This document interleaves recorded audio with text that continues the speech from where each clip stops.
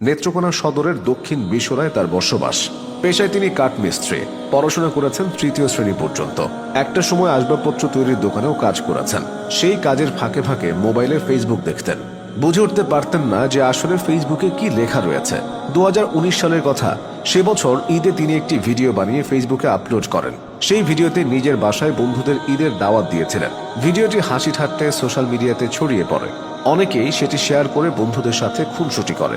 এরপরই রিপন মিয়া পরিচিত হয়ে ওঠেন। তার গ্রামের কয়েকজন মিলে তাকে একটি পেজও খুলে দেয়।